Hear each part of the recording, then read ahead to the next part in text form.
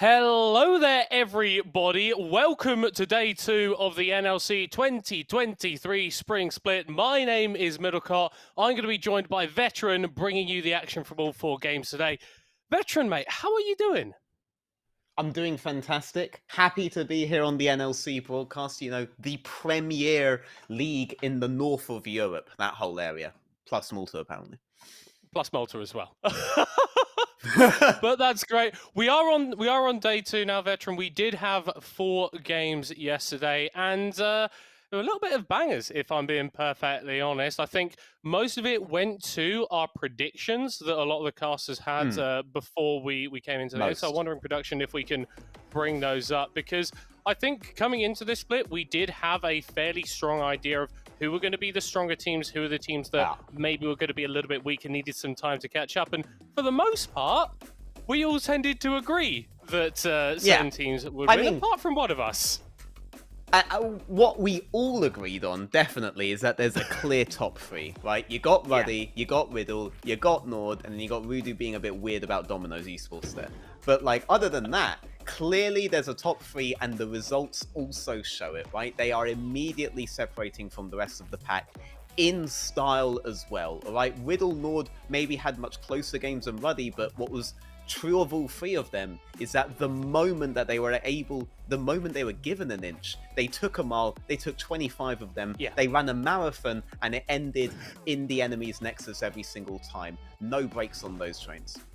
It did just feel like there was an element of control that came into all 3 of those games at a certain point that you couldn't necessarily ascribe to maybe a team like Verdant in their win over Domino, which, whilst it was fairly clean cut to a certain extent, there were definitely points where I felt Domino could have come back into that game. So I think looking back at some of the players that did perform very well, we are voting for MVPs for every game that we have. So I'm wondering again, production, if we can just bring those up, the MVPs from yesterday, because we had some strong performers. And I think that is a thing that is immediately jumping out to me, Veteran, is 3 of these guys are junglers.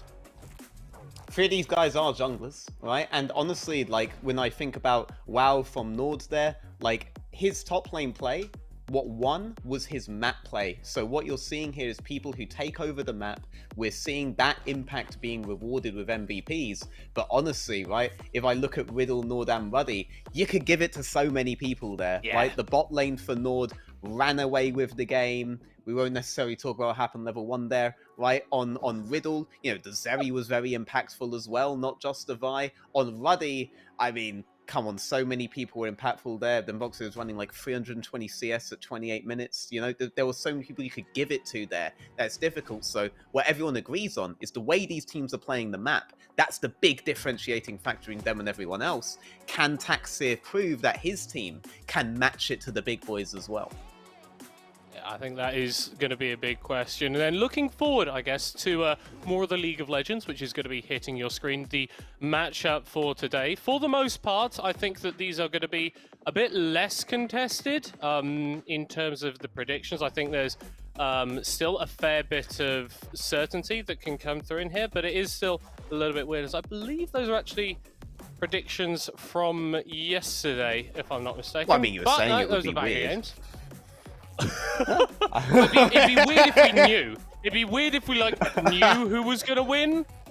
I'm not okay with that. I feel like Rudu is trying to do some big brain 200 IQ strategies where he's voting for teams in weird positions and matchups that maybe they shouldn't win. And I feel like his goal is just to win the predictions, and he's just completely gaming it. Yeah, I mean, he has something going on there, all right? We'll see if it works out for him in the long run, okay? He's beginning on the deficit, but maybe he just wants us in our comfortable place, And that's when he'll strike, when we're at our most vulnerable. He's the late-game scaler of everything, all right? Oh, yeah, sure, it's easy now. But he wasn't intending to win the laning phase, It's going to come back soon. I am excited today, though, because I think we have one of the most contested games, which is going to be that Ruddy Riddle matchup at the end, right? Definitely there's going to be a split in the predictions there. Honestly, it can go either way. Both these teams kind of exploded once they got those initial fights, right? There was a period of boredom in those games, maybe even a bit where, you think they could potentially be contested, but that that vanished. Once it vanished, it never came back, you know? But against each other, I'm so excited to see what the breakpoint is, right? With already right at the end there. And then before that, because you have two big teams against each other, I think you have much more even matchups before that as well, right? So it could be a very contested day. Well, I definitely think that you can describe sort of Native Verdant's our first match of the day, and then Veneer Domino as a match like that. I think Unique Nord is possibly a bit more one-sided based off what we've seen. Unique are in the very unfortunate position where I believe their schedule, their first 3 games are Ruddy, Nord, and then Riddle, which for one of the weaker teams potentially coming into the split, going up against 3 of the teams that we really expect to be right at the top of the table at the end of it. It's not the best way to start, is it? I mean, yeah, I mean, Unique are running the gauntlet of all the top 3 teams that we just named, right? So they begin with Ruddy, they go into Nord, their first game next week against Riddle. Definitely not the kind of start you want to see as a team. I also just want to see more how that team plays, right? What we saw was a very Antwerp-specific game being played, right? You saw a couple of teams, and as you were pointing out, right, junglers were all over on the MVP votes. Definitely teams defined by how the junglers are playing. They did get some advantages against Ruddy with Antwerp, right? They were able to get those first strakes. They were able to contest the Baron. We'll talk a bit more on that later. But I want to see how that plays out when they don't just kind of get stomped for the last 10 minutes of the game. You know, that's what I'm interested in seeing. Maybe they can show that they can compete with those top teams today, but otherwise, this may be a team we're waiting for the 4th week before we see an identity from them. Definitely have it harder to start. I think there's definitely an angle, right? As strong in their victory as Nord were, there were, I think, elements of passivity in some of their play that I think could have been exploited by a team that is looking for that. And hey, if Unique feel like that's an option they can go towards, then maybe there's something there. I kind of want to pull this back a little bit towards our first matchup of the day, though, Veteran. Verdant versus Nativz. Verdant won their game yesterday. Nativz lost it. How are we feeling going into this one?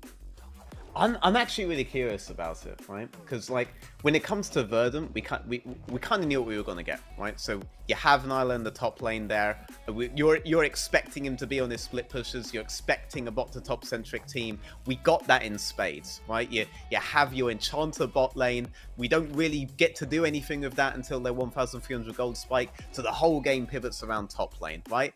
Nyla playing a little bit greedy at points for sure. You could maybe see windows, but ultimately, you know, they were able to get off these dives on top, this acceleration play over Nyla, whereas we didn't really know what to expect when it came to Nativz, and what we did get was a heavy top to bot play in comparison, right?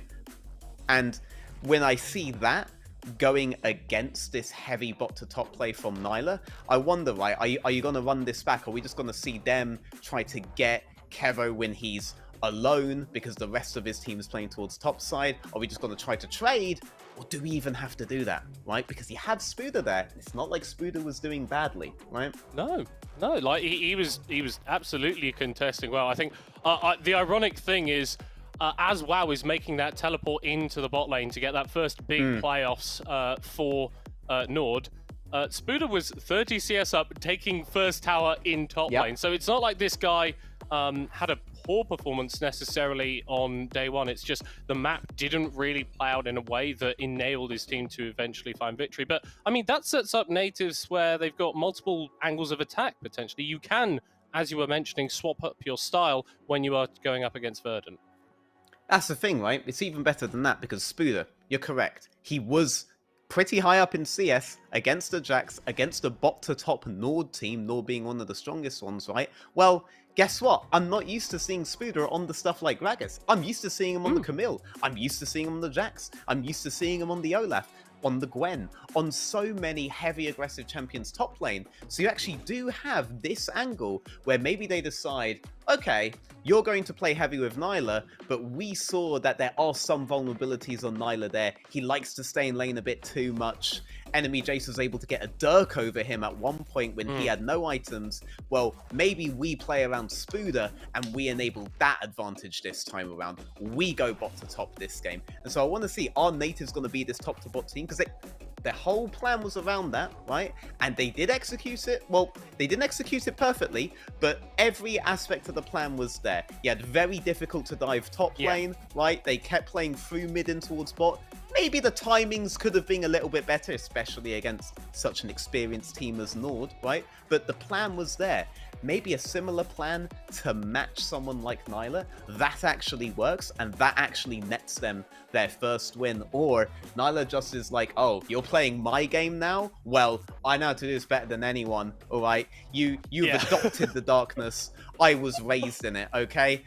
Maybe we just see that instead, and Verdant just easily carry another win. Well, I think that's the key thing, right? Is because yes, Nile does go for these overextensions, but Taxa and Clyde were very, very active on being in the top lane when they were needed. They weren't spam ganking necessarily, but it felt like every time that Taxa was coming to that lane, every time that Clyde was coming to that lane, they were getting kills onto the Fiora, which, I mean, that's great. Honestly, if I'm a Verdant fan, was the thing that was able to push them to victory. Yeah, I mean, especially for Nyla, that's amazing, right? But what I'm worried about there is that if you just see this heavy top to bot play from Flawed again, he might be like, okay, this is a abandoned Kevo, and we actually saw what happened there, right? Like, Kevo, he ended up 0-3 on that Seraphine. There isn't much that he could do about it, though. He was just getting repeatedly dived, and that could be something we see again here today. I actually genuinely don't know what kind of Nativz I could see, and that honestly makes me more excited for them as a team. Whereas with Verdant, I'm pretty sure we're going to see the same thing again, but how good are they at this? Because, you know what? Kevo was happy to take those hits, and it worked, right? Clyde Taxa absolutely deserved the attention they got. Taxa deserved the MVP. The map was played really well for what they wanted to do, and that's the thing of Nativz, right? We saw what they wanted to do. They had a clear plan on it, but were they as good at doing that as Verdant were? I don't think they were. They have to show us today that they can be, or this is going to be a clean Verdant win. Well, and I mean, to sort of branch that topic out a little bit broader, right?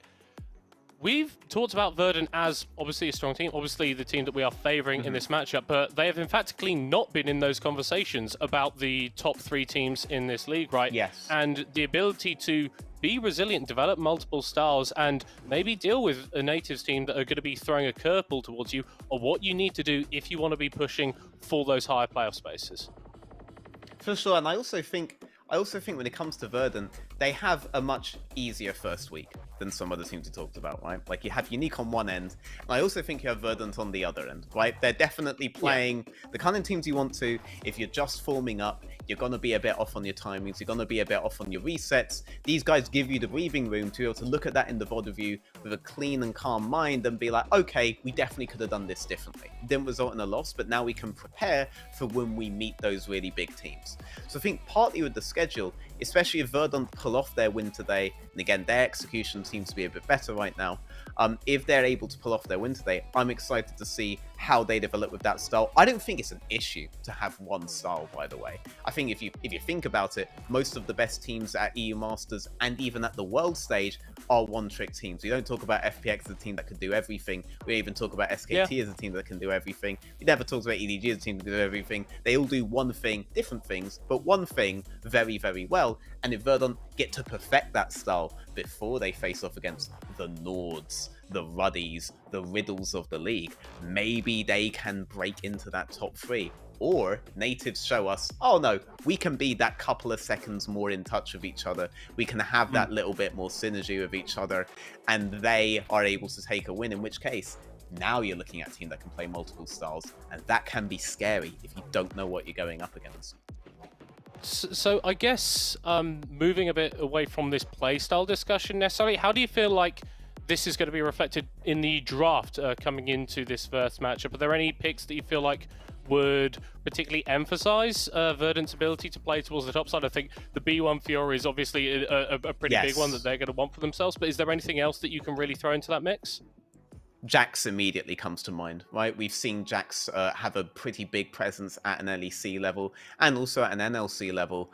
K'Sante is another one that I think about, not necessarily to be like a power pick for Nyla, but say that you decide to play away from Spooder again, you put him on K'Sante.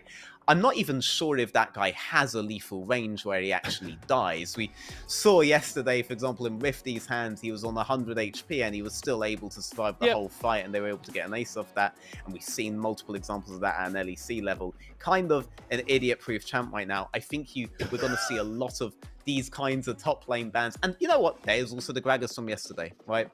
True. Say what you like about whether Spuda was able to do much with the Gragas there, but what he was absolutely able to do was delay the acceleration from WoW until WoW got that brilliant teleport cross-map play. And maybe you don't want to be playing against something like that. The Fiora is immediately off the table, though. Yeah. Very good shout from you there, and definitely to be expected. And Balu's Heimerdinger has struck fear in Verdant. Oh, yes. It was very terrifying yesterday. Don't check the VOD. You don't need to. Yeah. But I think regardless of potentially a couple of misplays on that champion in the early game, I think still incredibly powerful as someone that can apply pressure in that bot lane and give you a load of safety going forward, similar to the Nami, really. Yeah, I mean, the Nami indicates that they're worried about bot lane potentially being aggressive. You're looking at the Nami Lucians and stuff, but that isn't really what we've seen from Verdant's bot lane. I'd almost expect these bans to be somewhat reversed if it wasn't for the fact that the Fiora was there, right? I'm not thinking Kevo and Clay are going to go Lucian Nami and we're going to pivot away from Nyla the whole game or something like that, right? So, bit curious what they're thinking of doing here. Balu's the one I expect to do that. Ooh, okay, so we have the Karma coming out. That's very interesting. Yeah, so and there's the Jax.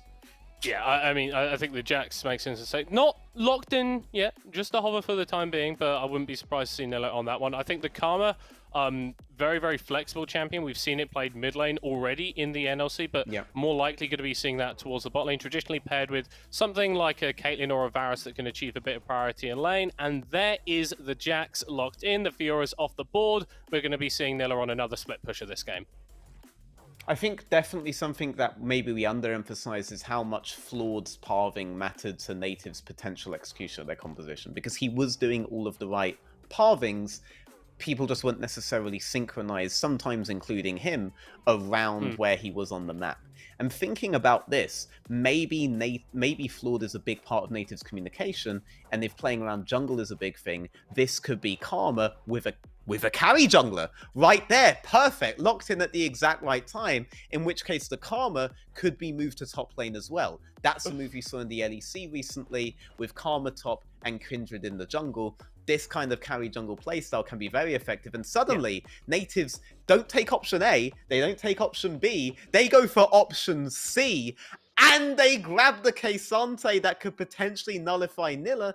This is a team that is playing against their opponent's strengths, right? They have a plan for it, and it's a very different plan each time. This is hyper-specific for Verdant, just like yesterday's draft was hyper-specific for Nord. Excited to see how they execute it. But on the other hand, you know, Nyla is on his comfort, right?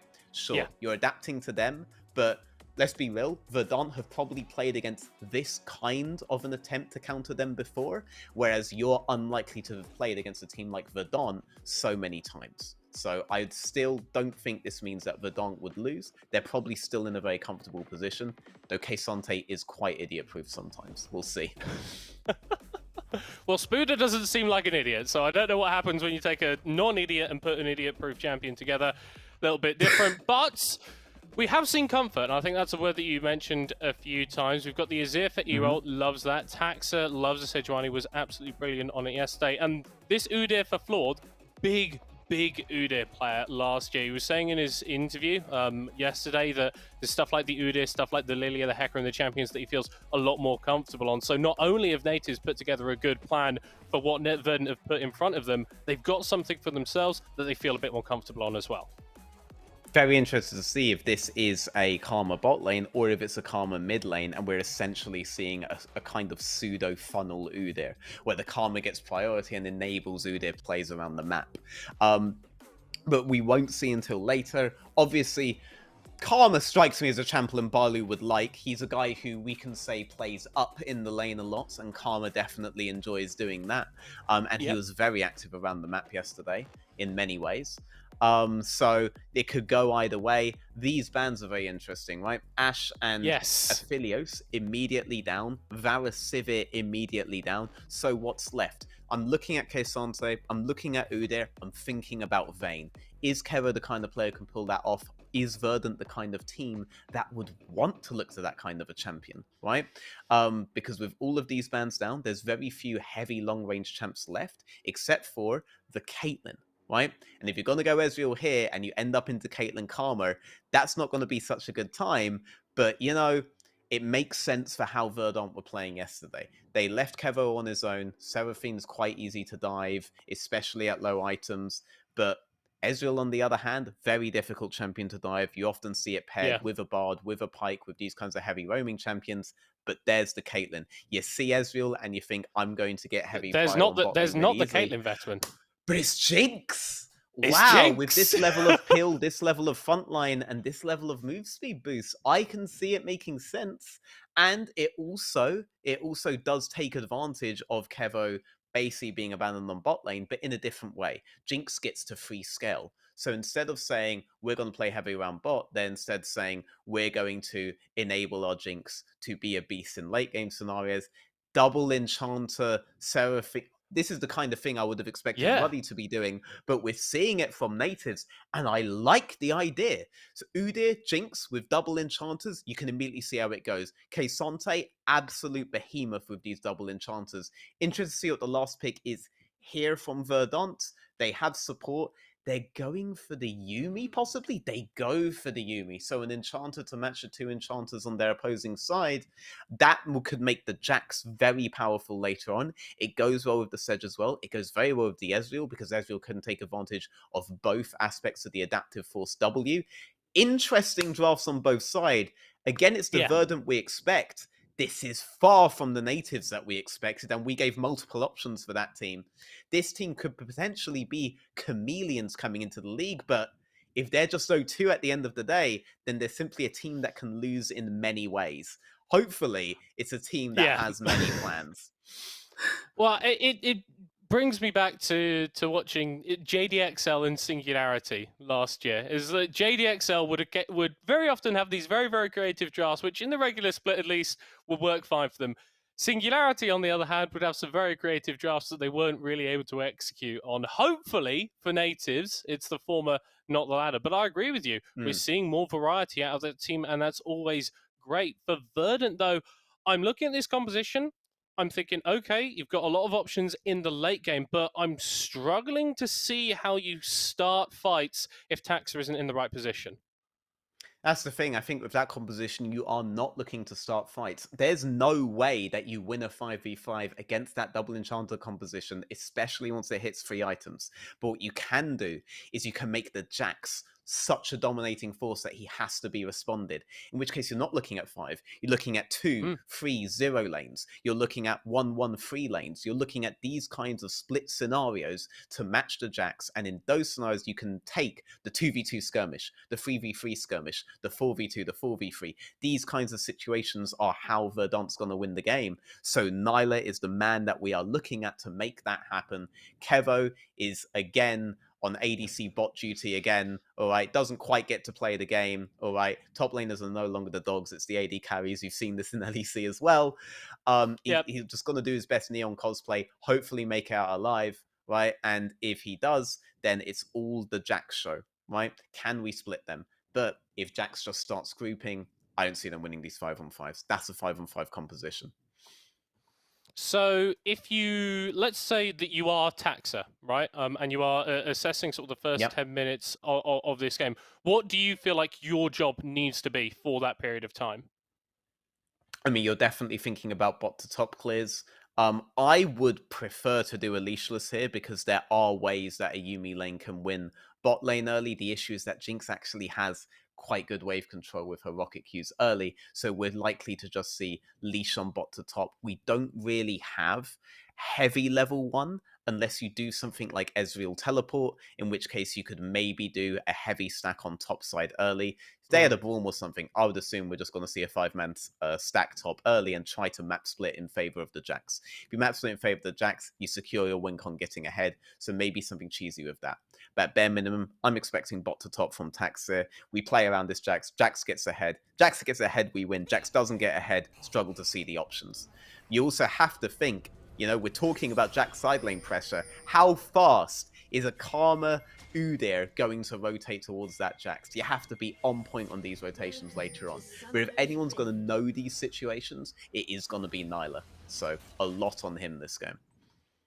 Well, we'll have to see if the man in the top lane can make it happen for Verdant as we are on to the Rift for the first game of day number 2. Nativz searching for their first win of the split, and they have offered us something spicy in terms of the composition. Verdant, though, a bit more tried and true, a bit more stuff that we've seen before, but that doesn't make it any less effective. That is an Ignite on the Ezreal, by the way. They are going to take the fight to them as fast as humanly possible. And you know what? They can win those kinds of all-ins, just not if you're against the level 2, level 3 advantage. The Ignite also, by the way, does stack a bit of Conqueror there. So he's looking to do something, and he's looking to do something early in 2v2 setup. I guess both sides are expecting this to be bot to top on either side, and if it is that kind of a match, Sejuani does have the priority. What she can't do is just get stuck in a situation where she's matching Udyr over and over again. That's what she doesn't want to do. So it's actually quite good for her that Udyr's going top to bot. If Udyr just gets to match and slow the game down, well, that's going to favor the Udyr overall. So you don't want to be in that kind of a position. I suppose this is kind of just the nature of Udyr clears as well. Like, getting the blue buff is such an important part of that champion because you need to be going between your stances as quickly as possible. But I do like that we are seeing Taxa on the Sejuani again as a champion. It is just so incredibly strong in the meta, and when you've got a melee top laner like the Jax, it gives you so much more CC potential to potentially make the Cassante a little bit more mortal than he's been, well, at least how we've been seeing him. I will point out, he did go for the leashless route. He is giving his Ezreal Yuumi opportunities to trade bot, and that Ignite allows them to be very aggressive about those trades. The Ignite will also cost a cleanse from the Jinx, which opens up the potential for exhaust from the Yuumi. So it's actually pretty good combos that they have going there. They have not sacrificed a heal for it, and likely they've assessed that the Yuumi is going to be playing around the Jax mostly later, and they want the Jax to have the heal rather than the Ezreal have the heal the whole time.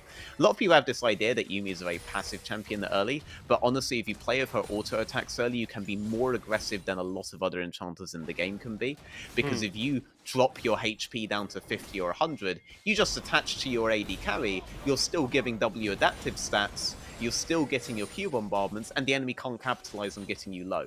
So you actually have a lot to play with in terms of early aggression with the Yuumi. So I'm fine with that, and them looking for those opportunities with this leashless spot to top clear.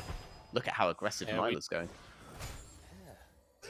And I think that the Jax can sometimes be a little bit deceptive, right? He is this late game monster, but if you get your timings right, he can make some very effective early trades, even against someone like a Cassante. Nile securing the push here, obviously with Flawed on the bottom side of the map. No risk to the Jax as it stands, as just going to take a quick recoil, it looks like.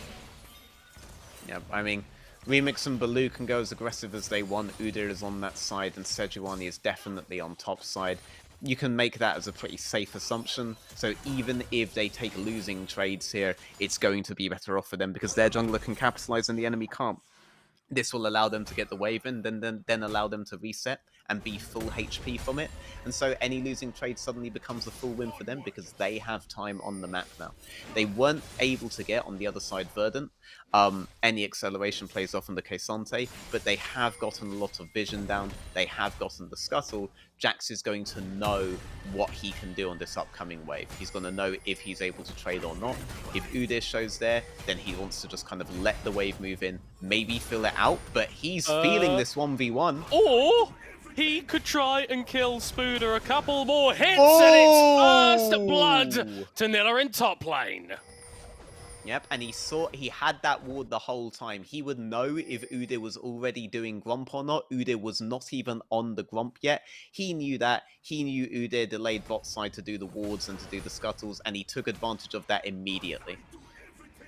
This is what we were Brilliant saying. 1v1 You play. can't underestimate the Jacks in the early stages, otherwise you kind of get your pants pulled down a little bit, and losing an early kill to a Jax is not a great thing. Already got that Sheen picked up, can come back to lane and really continue to beat up on Spooder. Yeah, I mean, the 1v1 timing there from Nyla was really good. The team set up for it as well. This is the best result Verdant could have in the early game. Obviously, both these champions get very ridiculous later on. Something that the Jax will always have to fall back on, though, is his utility. Okay, Sante's going to fall back on the fact that he's basically unkillable. So right now, the question is, how good is this Udyr and Jinx going? Because these are the big carries on Nativz. Neither of them have really fallen behind yet. Both of them have kind of gotten what they wanted, but Verdant's also gotten what they wanted as well. So the game plans for both are unchanged, right?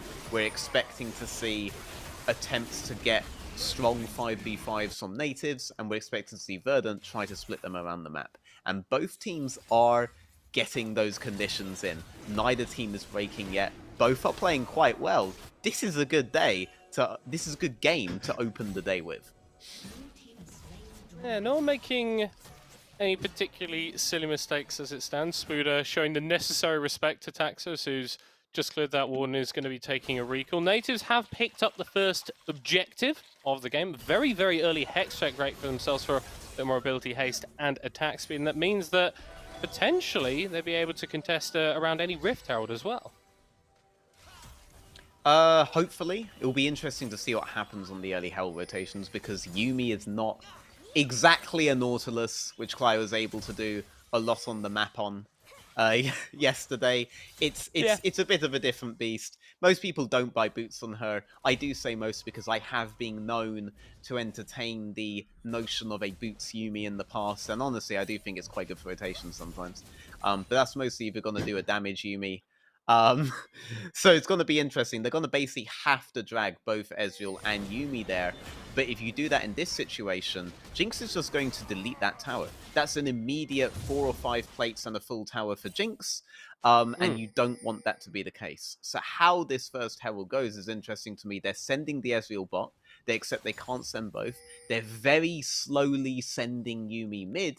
But the big thing is Baloo, he's just gone straight back to lane.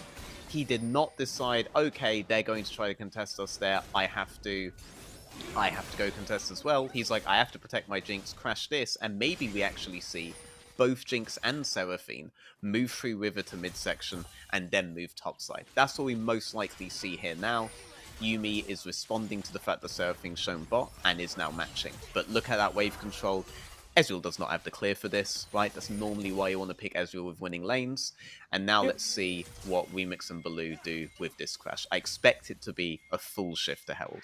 And it is. Well, they are making their way over, as is Taxa, and this is very, very similar to the way that Verdant have played in their previous game, obviously with the lack of a support around this Herald. And that means that Taxa is being a little bit more patient than he potentially would otherwise, and is happy enough to Arctic Assault over the wall to get away from Flawed, who is starting up the Herald immediately. And Verdant, they're not really in position to contest.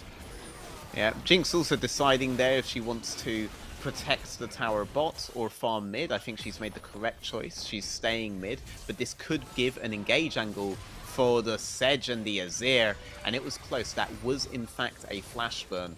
I think Remix got a bit impatient on the wave there, but it was a good decision to stay here because that meant that the whole time Nativz were 5-man topside, which makes this Herald very easy. And now they just need to decide where they want to drop the Herald. It's not exactly Karma you want to give all the gold to, it's the Udyr and the Jinx, so straight bot side is the next contest. Taxa flashing onto Remix, that was, I'm going to say, over-aggressive veteran. I think it's good though. You don't want the Jinx to get back onto the bot side here. What you'd like to do is get the Karma and the Jinx to re-rotate, to switch back Karma into the mid lane, Jinx to the bot lane, and then ram the Herald up towards bot lane. By denying that rotation, it delays the use of this Herald. Just delaying Nativz from doing what they want is going to be a win, while Verdant have their Jax ticking time bomb on top side, getting stronger and stronger and stronger. So I'm fine with this for now. It's definitely much harder for Jinx to play with no flash on mid. And now the rotation is happening, but this is an entire wave late. It's now somewhat bad for Udyr to be bot side, so Udyr's going to have to clear his top side camps. That's a whole wave loss that no one's really getting, except for the Udyr now, obviously, on mid lane, if he doesn't do that. And now Udyr has to decide, am I going to get my economy on Jinx, or am I going to get my top side camps? It's delayed further. So the next set of rotations, Taxa will be bot side again, and then he can try to contest again. So it was a good play overall, right? Like, this very long sequence here has begun because he did that Jinx contest, and this means he's going to be able to try to match the Herald and try to deny the easy economy that Nativz thought was theirs. They've not really had much economy, honestly, in comparison to Verdant, because we are seeing CS leads emerge in every lane, well, apart from the jungle, but I will forgive Taxa for not farming as quickly as an Udyr, but that's a pretty good sign, honestly, when you've got lanes that scale as well as an Ezreal and an Azir and a Jax do. I mean, you're definitely happy of your Verdant, and you're looking at your Jax being 40 CS ahead, hitting tower, getting another wave of advantage over the K'Sante. You're very, very happy. And even the Jinx is behind, partly because of that Taxir play, and also just because you've been able to deny them getting their win cons off. Obviously, the Karma being behind doesn't matter so much for Nativz. They're lucky that two of their champions are very, very low economy champions. But overall, you're very happy with this game as Verdant. Those carries have to be strong, or these 5v5s are going to be very, very difficult. You're already starting from a difficult place, right? Like, no one wants to go against this level of shields, this level of heals, and this level of move speed. So the fact you have these kinds of con leads is brilliant. Especially, that Jax has to be a magnet. He has to be a magnet for this team. Because if they get that 5-man grouping off, it's over. But they can't ignore these carries. Oh, because you look as Kevo shifting forward, forced to flash back as Taxa is here to counter gank, could deal a lot of damage to Fjord, hitting it with the ultimate. The exhaust down on the Udyr is just a little bit too quick. No one going down as of yet, and both teams will back away from each other still. Only one kill at the 12-minute mark, and whilst Nativz, they've fallen to an early goal deficit. They've got themselves a couple of Drakes, and if this composition is given time, and if Nile can't apply that pressure on the sideline, then they're still in a pretty decent spot. Two big things there. One, this is a fantastic game from Taxa so far. We were talking earlier about how that Jinx play enables him to be matching bot side when Udyr is there and denying the Jinx Udyr the economy from the Herald. He was there at the exact timing that he had to be. And two, I think Kevo is so happy he got to play League of Legends. Now, Udyr has had to overextend bot. That's how he's going to get the Herald out, but all of his topside camps are exposed. He's behind on resets, he's behind on farm. You don't get experience from dropping this Herald, but he has no choice but to do it now. He's on a bad timing for this. Taxa's here again, but, you know, he's not going to be on time for this. I think definitely there's a big opening for them to just take topside jungle here and deny Udyr further and just kind of let this be. But really good plays from Taxa overall in this game. You can see the impact of it. It delayed very, very heavily. It almost disrupted them entirely. If the Udyr had just gone topside straight up, then he was never going to get the Herald off bot. So instead you just have the Udyr delayed on his farm. And that's good. You don't want this guy up on farm in the same way that the Azir and the Ezreal and the Jax are right now, because he's one of only 2 carries that Nativz have in the game. So any delay you get on him is good. And of course, the composition is great at enabling them, right? So even if he's at parity, it's going to feel so much worse because he's got 800 health of shields at him at 20 minutes into the game or something absolutely ridiculous. But for Verdant at the moment, they're the ones who are applying a bit more pressure in this bot side with Taxa in the area. And that is a load of plates over to Kevo and Cly. As Nativ's bot lane has swapped into mid. It's more than Nativz were able to get, right? Actually, like, looking at this, Verdant are simply ahead on the map, right? And this makes sense, right? You know Udyr's overextended bot to drop that Herald, right? Which means that Udyr now absolutely must go topside. He has no camp spot side, he's done everything he possibly can, and you have a 45-second window before he can even be on the map. So why not take every single play and the tower bot side? That gave them first tower. That gave their bot lane an advantage. What should have been a Herald play that puts Jinx ahead puts Jinx behind because of Taxa's match plays. Very good game from Taxa, very good responses overall, and I like it. And the response by Nativz is sending bot lane mid ASAP, and that's the classic response that you have to do when you know you're behind on the map. This is the only way to suddenly get Verdant trying to play your game, and Verdant here are saying, we're happy to do it, and we're happy to contest. All 5 members of Nativz, 5 members of Verdant. Here comes Taxa with the Yuumi on his back, nearly getting a massive stun as well, but that is a brilliant encore from Baloo. The shuffle hits onto nobody as Spooner is in the back line, and it's Nativz who are winning out on the fight. Their health bars are so damn low. Ooh. As Eero will take Baloo. How aggressive does Kevo feel? Remix on the other side of the wall, the Mystic shot connects, but the Ezreal will not go further forward. That was very, very messy, but Nativz come out with the win in the fight. I'm hoping that was the hamster getting the shock from the cupcake right there, because they are ahead, but you're not so far ahead that you want to be 5v5ing this team, right? And I hope that that is the final shock, so Verdant understand this is not how they want to play. Look at the HP bars. If there aren't 2 enchanters on the side of Nativz, they do win that fight. But there are 2 enchanters, and there will be 2 enchanters the next time around. That fight was even. That fight will become winning for Nativz very fast if you keep doing that. Sure, it went somewhat well, and definitely better than you'd expect any 5v5 to go there, but I hope that's the last time they attempt this. Just try to split them. You can't fight them 5-on-5. It needs to be done, but a 5v5 might be what the Doctor orders, as this Infernal Drake would be sole point for Nativz if they're able to take it. Flawed using the Empowered Phoenix stance there. Cooldown on that, not too significant, but going to be a little bit of time before he can use that. Going to be summoning the Herald in the mid lane for a bit of pressure as Verdant starting up the Drake. Oh, this is going to be very difficult. They want to kind of turn with the Azir, with the Sedge, and look at Nyleth flanking on the side here, but there are very few people that he can one-shot, and Spooder's saying, I'm not going to let you get anywhere near them, but he's found his way onto Unexpected. He's dived in, but he has been rude. Doesn't matter, he still kills Floor, and the Yuumi will keep him alive, as that's so much damage onto Kevo. An overstep on the Ezreal. Now it's Nativz who have been able to move into the Drake. Taxa on the other side of the wall. Flashes over and gets the steal! Death and Taxa certainties in life. Nativz will get the fight. 4 kills, but no dragon in their pocket. I mean, Taxa definitely flashing. There was some certainty, but the deaths are what they're going to remember.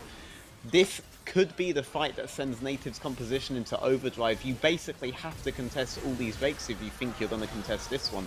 Hopefully, they decide the 3rd Drake, maybe that's one that we can just let them have. It would be soul point, but that's better than forcing yourselves in this position over and over again. Be happy with the one Infernal that you have. Again, we're kind of seeing this is not a team that they want a team fight, and Baron's going to be up in 3 minutes. We need to get these side lanes broken through. If those side lanes are broken through and Jax can play on a long lane, then you have options with which to play out this game. But playing Jax to flank, that's not going to really work, alright? They are getting somewhat punished for not having heavy bot priority. That's something that Nate is able to read like a book in the early game by getting these early 2 Drakes to try to pressure these fights. But you don't have to take it now. You should have to force them to set up Taxa has that. been caught by the Encore, rooted, pulled back. There's so much CC. And the Verdant jungler dies. No Baron yet, but Nativz, they have really come alive in this game. And that gold advantage for Verdant is basically even now. Yeah, I mean, those kinds of move speeds allow you to pivot very, very easily when you see that someone's being caught out, and they can go straight from that into the Jax. This is something we were worried about with the presence of the Karma, but oh my lord, the damage from Nilla there. Yep, Jax is still Jax. Flawed, you are not going to win that 1v1. Okay, the Verdant win condition is still alive, but they need to start playing towards it some more. Nille can't do it all on his own. Yeah, I mean, he's trying. He doesn't actually have Conquer in this setup, so that's not even Jax at full power. He doesn't have Conqueror in this setup. If he did, I think he just actually 1v2s them right there. Grass is definitely better for the lane though. But yeah, like even the 4-man gank with double enchanters with Karma zooming, with all these guys coming at him, wasn't enough to take down Nyla. You're going to have to play a lot better than that, even with that kind of a numbers advantage, even with Taxa removed from the map. So you're seeing Verdant's win cons are still alive. They're still kicking. There's still something to be feared. Let's hope Verdant realize that, right? And we don't just see Nyla dragged off to these 5v5s over and over again. This is the situation I want. I want to see Azir threatening this tower on bot lane. I want to see Jax threatening it. And with Baron spawned, if you're forcing Udyr, Jinx, Karma, Seraphine, any of these guys bot lane to back up the K'Sante, they can't be doing anything around Baron. That is a load of damage onto Balloon, a fair chunk onto Flawed as well, pulling that TP actually from unexpected. So that's one of those burnt, and that's going to give Nilla a bit of free time to beat up on Spooder if he wants to in the bot lane. Flawed still potentially looking at Kevo, who's arcane shifting away, and now Nativz cheating towards topside river. One teleport down. Karma can no longer go bot side. Second teleport is also down. Why? Because Jax is already matching it. This means that if you want to group against Jax, you're going to have to do it on full manual, right? And this team composition is definitely not made to do things on manual. It's made to do things on easy mode. There are no stick drivers here. Jax goes bot lane, you can maybe have K'Sante group with you now, but Jax will burn that TP on his own just by his sheer presence. So if you want to bait Baron, you have to be very aggressive about it as Nativz, and pray that Verdant blink. I haven't so far. 20 minutes on the clock, and we are basically dead even. 2 Drakes in the lead for Nativz, an Infernal for Verdant, but there is very, very little between these two teams in the abstract. If we look a bit more specifically, Nile is 2,500 gold ahead of his lane opponent, but we see some advantages being revealed for Nativz that could potentially compensate for that in the long run. That's 5 times the actual gold lead Verdant have. It's on Jax right there. But this is what they want. This is what we wanted, alright? You see Nil on this roster, you know there's one way this team's gonna play, right? And there he is again. Nativz have full midsection control, and Jax is like, this is a brilliant time to push out bot lane. And all of Nativz lean bot side because they know the threat. This gives Verdant Baron control. This is proper split push play. This is exactly how they have to do it. Under this fancy 5-on-5, if Verdant bait Baron, then Jax can potentially just get bot inhibitor. All you have to do is make sure Nativz don't get the Baron. That's what you have to do, and Jax can do what he wants. I might be looking for engage. Actually, Nilla is TPing in. Spooder able to get the cancel there with the all-out, but I'm not sure that's a fight that you want to take, as in the mid lane, 4v4, no one dying. In the bot lane, Spooder dying to Nilla. Yeah, don't cancel that teleport, mate. Spooder needs to go back and read his Art of War. Do not interrupt your opponent while they are making a mistake. And yet when Jax decides now's the perfect time to go for a team fight, Spooder's like, no mate, fight me instead. And Jax is like, you know what? Fantastic idea. And goes for it. Spooder's down. Kevo's poke around this. Oh, the movement. Oh, what is he doing? Flashing away from the Encore. I think that was a little bit silly, Veteran. And now with no AD carry, Verdant, they have been able to pick up the Drake. Flawed is thinking about fighting them, but thinks better of it. I mean, Kevo was able to delay them around the Baron. I mean, he was able to delay them around the Baron for quite long. He forced them to extend well away from the Baron to kill him. That gives a Drake. But now Nativz, they're like, let's just one-shot this thing as fast as humanly possible. I wonder if they know about the K'Sante TP timing, because that could be really good for them. But Taxa, he's stolen one of these objectives. Can he steal another? Errol is here as well. Nilla is here. And these guys are tanking so much Baron damage. 2,000 HP, in goes Taxa, he nails it! No way! How does he do it every time? He did it again! Oh no! The best case scenario has happened for Verdant. If Nativz get that Baron, they can contest on multiple fronts of their composition. But now Verdant have it. How are you going to deal with this Jax? Is it even doable? The only thing that can even touch him is Jinx, and Jax is going to close that gap really easily. Taxa, with that, I would put that down to luck if it wasn't done so consistently that is statistically impossible.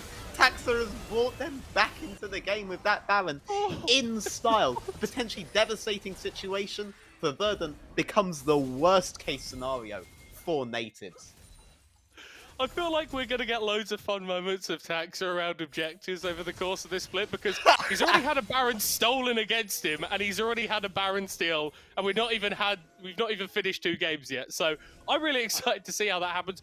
But you're right, that is a massive lifeline for Verdant, because honestly, this game was kind of slipping away from them a little bit, and now finally they're going to be able to get that push. They are finally able to get that top lane tower nearly 25 minutes into the game, and hopefully for Nil's sake, this is going to free up his ability to split push a little more. I can definitely already see in my head the video feature deafen Taxes, and it's just Taxa stealing all of these objectives. He's 0-3-2, but those 2 objective steals were huge, alright? 2 Infernals on this Jax, Baron on this Jax. Look, they cannot play the game. They are split. They're 4 on 1 and 1 on the other. Do you really want to leave one solo for the Jax? Potentially, you could see Verdant try to go for a 5v4. Ooh. Taxa with the engage! Oh, unexpected. Was about 25 units away from getting hit by a Mystic shot that would have killed him there, but I love the problem solving that we've seen from Verdant. They tried to 5v5 Nativz a little bit earlier and realized they couldn't do it, and now they're like, no, 4v4 is the maximum that we're going to go for, and we're going to let Nile do his thing.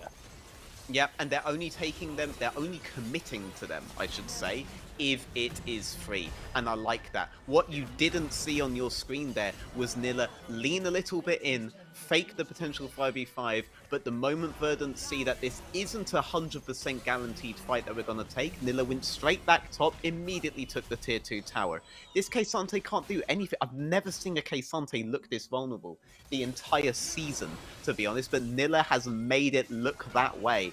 Not just him, but the team as a whole trusting him to be this powerhouse in the side lane. We had questions about Spooder, because Spooder looked very good against WoW, alright? Yes, he lost that game, but he was getting a pretty good lead. We know this guy can do split pushes. What can this guy do? Well, Nilla has outclassed him this game, 100%. He's almost hit the flame horizon on him, which isn't a term I've had to use for a while.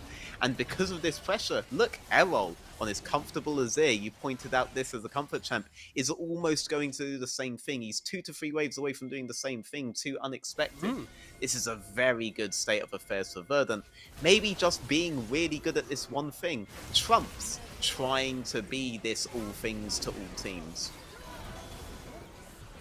Keeping it chill, getting a top laner obscenely fed, and then just winning with a 30-minute split push. I mean, you were saying, right, you don't necessarily need to be master of everything to be one of the better teams in the league, and Verdant, I think, with some promising elements to their performance, which would maybe be indicating that they could be one of those teams. Nativz, though, still not giving up, still looking for these engages, still looking for Kevo, who's going to be forced to flash over the wall. Glacial Prison thrown out. More of a disengage than anything from Taxa, and for all the good things that Verdant have done, they still can't get these 5v5s to work. No, they can't, but I do think they were just trying to delay. If they really wanted to commit to a 5v5 there, the Yuumi would have used the ultimate. Errol would have used his ultimate. But instead, they're just trying to delay Nativz until they can find a good window. I'm not sure about grouping the Jax here, though, right? Like, Jax went a bit early, and now Nativz have position over the Infernal. Final chapter. Encore only goes on to a couple, and Nilo has been rooted there. He's being fired onto by Remix. It's a shutdown for Spooder. It's 3 kills for Nativz, and Verdant crumble around the Drake. Discipline play until that one moment, and then you have the Jax grouping, you forget where all of your strengths are, and you get punished for it with the 5-on-5. You are 2 Drakes ahead. Maybe they get soul point on this, but make them suffer for that. Top lane was completely open the whole time. Why not just set up opposite side of the Drake and try to get your Jax from that shift into mid back in towards top side, instead of shifting him from that mid into a full Drake contest? Imagine Jax threatening inhibitor top, maybe even taking inhibitor top while these guys are doing the Infernal. That's the kind of play I want to see from Verdant. That's the play I was seeing for the last 10 minutes, and that's the play that was working. They got to get back to that now, but you know, giving that bounty over, giving that Drake over for absolutely nothing, that's definitely gonna hurt them. And you fall to this Jinx once more in a slightly different scenario. She's gonna delete every single one of those towers on the way to your Nexus. This is not a mistake that Verdant can make a third time. It feels like we haven't really said Remix's name at all this game, right? But he is now. Infinity Edge completed on the Jinx, and with those double enchanters around him that we have been talking about, it's going to be so very difficult for Verdant to actually read him. So the emphasis is even more on making the map play work, but Verdant, with that soul point in their back pocket, with this movement towards the Baron, I think they recognize that they can bait Verdant into a 5v5 and they are going to be favored. I mean, definitely part of the reason not to talk about Remix is that Verdant just made sure they played away from him as long as humanly possible. If Verdant want to make the game about Nilla, then we're going to end up having to talk about Spuda. But the one time they let Remix show his chops in team fights, he does it so well. And this is potentially another scenario. If Nativz are able to find the turn, they can do a lot here. Ezreal's normally so good at these contests, but that's not if you shield it. He's been caught with the Encore! He's been pulled back in and killed! It's a race against time now. Nativz, they're going to be able to get the Baron! Not going to be stolen away by any loose damage, but Nile is in the base. He's been able to take down an inhibitor, but he will get no more. So, for the next 3 minutes, Nativz are wearing purple, but Verdant are going to have super minions in the bottom lane for around about 5 minutes. The super minions for Baron, that's not an even trade. If you trade a Baron for an inhibitor, you now ram yourself up that inhibitor lane with something more powerful than a super minion wave, a Baron wave. Very tanky here, and they're just going to equalize that very easily. So, I mean, yes, tax is a certainty, but so too was death, and the death has finally occurred. He wasn't able to turn around that particular Baron, and now I think this game is squarely in Nativ's hands. But I've thought this at many points over the course of this game, that one team has it, and I've been shown otherwise. Nyla making a very aggressive play towards the midsection here, but Jinx, I mean, she has a super minion wave on bot lane. I don't see how you don't have to go respond to her. Well, I think you do need to respond to her, but unfortunately for Nilla, Kevo, and Clive, Flawed is very intent on preventing them from responding. They're going to try and kill him for doing that, and they will be successful as the inhib falls in the bot lane. And with the movement on the map, it looks like a potential collapse is coming through Veteran. Ooh, Kaysante's moving in first with his teleport. They catch Taxa and again. Taxa has been caught, forced to go away. Kevo actually going over the wall as Nilla is in the middle of absolutely everyone. The Counter-Strike not going to connect as he's going to be knocked away by the K'Sante. Kevo forced to flashback over that wall.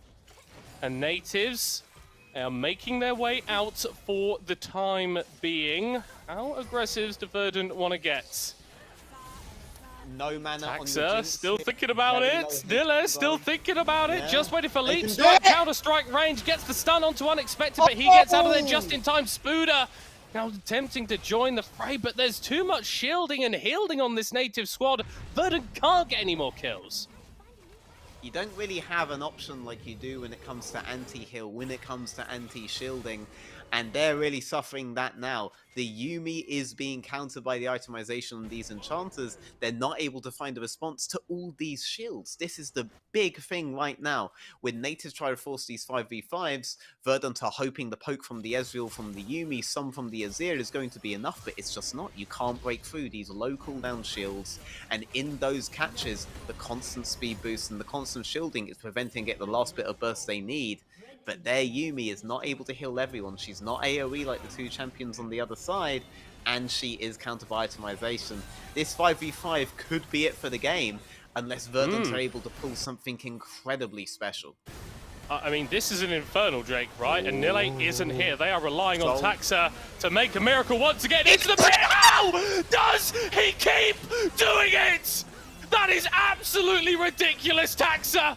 Denies the Infernal Soul, and Hero TP'd into the base. Vanilla are going for the entire damn game.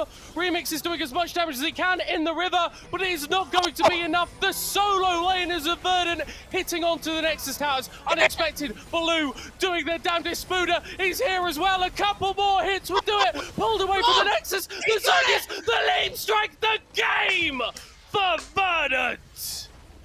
Something very special indeed. Taxo with the third straight steal of the game. The delays by Kevo and the confidence from Nilla on the Jax to just go and end the game.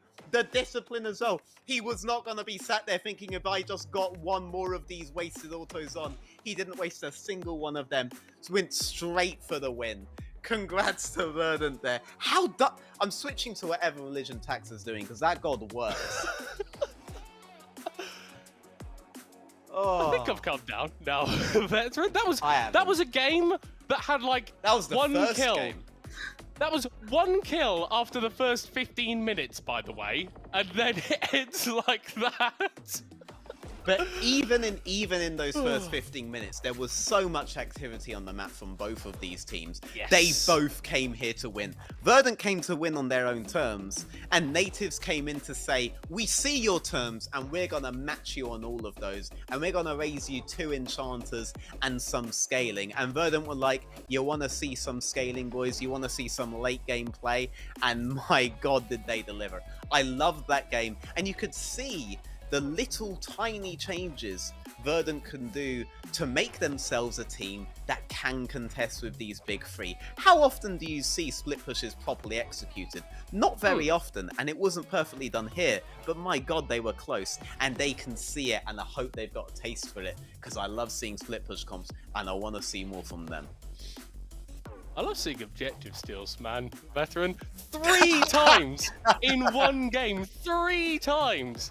Taxa dives into the pit and takes the objective. Obviously, there's always another jungler on the other side of that, and flawed, mate. It sucks. Sort it out. It's not going to happen next game. It's fine. It happens. It happens. As I actually really believe, like Flaud's play. He did well, and I think we need to. I think there's a recognition, right, that it was actually pretty good overall play coming out from Nativz. It was good ideas again, Veteran. It just wasn't enough on the day. And I believe that we have got an interview for us, and we're actually going to be speaking with Danksman, the manager of Verdant. How are you doing, my man? Was almost having a heart attack. I was having the time of my life over here, mate. You have no idea how much I love split push comps. Oh my lord. I promise you I wasn't having the time of my life, actually. So. they made me really afraid of losing. There were so many situations. It was like, okay, it's lost, man. It's just game over now, you know? But it wasn't. I can tell you this much. Milcott and Verdant, you guys weren't helping my nerves, like commenting, oh, so now this is good for Nativz. We're like, yeah. That's it. That's it. Danksman, that's Even kind of our Verdant job. we're fucked. Okay, Even like, Verdant you're says asking we're fucked Veteran now. not to analyze League of Legends. I don't know what you're expecting with a statement like that, mate.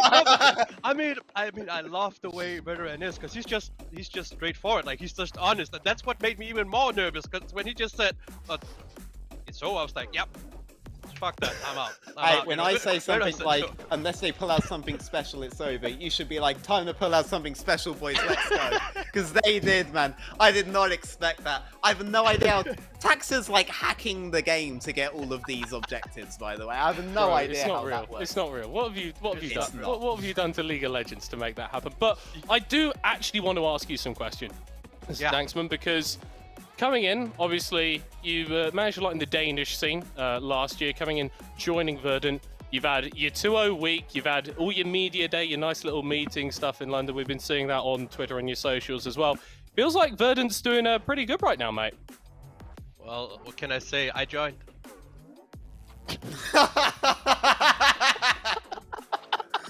Fair enough. No, Danksman, you can't be like that. After all the conversations we had last spring when I was a Verdant content creator, you can't just be like, oh, I joined, now we win now. Well, we are winning, right? 2-0 in Division 1? Yeah. Do you remember what happened last time Verdant was in Division 2? Please, you don't need to remind me. Thanks. All right, so this doesn't need to happen. So I need to be reminded. Let me tell you this. I didn't see that. I got my Division 1 playoff spot, like promotion spot, stolen by Unique because they had 5 points more, even though they did not perform. So now I'm back. and now I'm not gonna get my playoff spot anything taken. We are going all the way. Like All the way. Yeah. All the way. yeah. So, You Verdant, already to seen close off- Taxa. This is map hack version 1. We have up to like version 15. So don't worry. we are like beyond all the patches they can make. So is Taxa the player that comes to mind for you most for this team? Not Nyla, because a lot of the draft seems centered around enabling Nyla to pull off. But are you saying it's more like a Taxa-led team? No, I can tell you how this works. So Nille Okay. isn't really. He's not like very outspoken. He will just say, kill. Yes, very good. That's all you really need to say we when got you're on Taxa, our very right? own impact here I- in the NLC. I accept this. No, I accept this. I think that's just optimal calls, to be honest. I mean, Top dive. why you don't need to say much if you just like your action speeds louder than words, right? True. True. Yeah. And I'm going to be honest, Taxman, we're in a bit of a sticky situation because we've got to pick an MVP for that game. And there's a lot of me that wants to go, Nille, you had a really, really solid performance on the Jacks. You're applying a lot of pressure. So with the are you split trying to make me pick an? But there's also a bit of me that says Taxa got 3 objectives still. So, Danksman, I want to get your input. Okay. You're saying Nille, Veteran. You're saying Nille, okay? I'm saying Yeah, Nille for no, sure. I'm putting on Veteran because Veteran, he's a very smart man. So it's up to Veteran, okay? Veteran, I mean, you think- pick. So for me, it comes down to Nille because I don't see split push compositions pulled off very often. It takes a lot of confidence to put the entire team on your back like that. Yeah, at the end of the day, you're running up one lane and you're killing people and you're killing structures, right? But so many players lack the discipline to do that. It's difficult to not have the nerves come to you. And for a player like Nille to play at that level of confidence right now, with a team that's this new, that we didn't even expect to be here, I mean, absolutely, hats off to him. Both these games, he's had the confidence to do it. He's not perfect yet. I think he will be because he's going to keep going at this. I want to see this team play more. I want to see you guys take a game off Nord, off Riddle, off even Ruddy.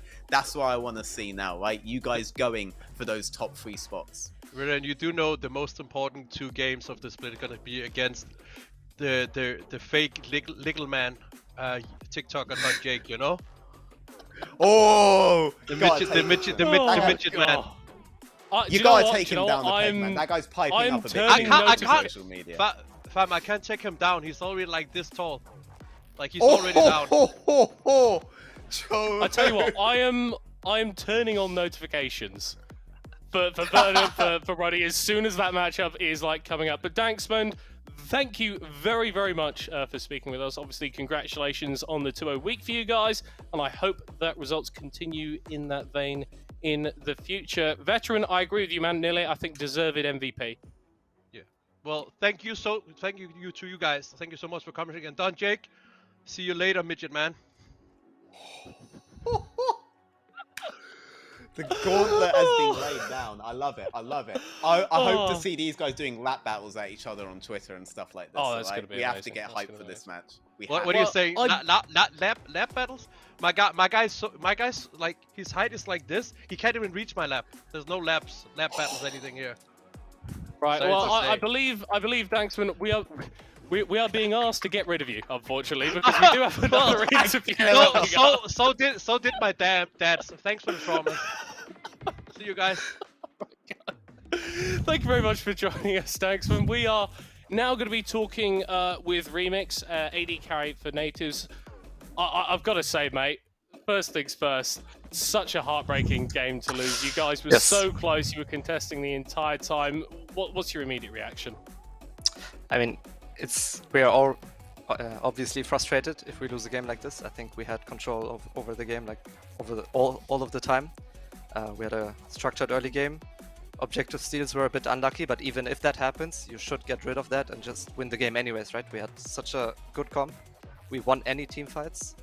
But yeah, in the end, that doesn't matter, right? We lost. We made a bad decision on the last Drake, and now we're here.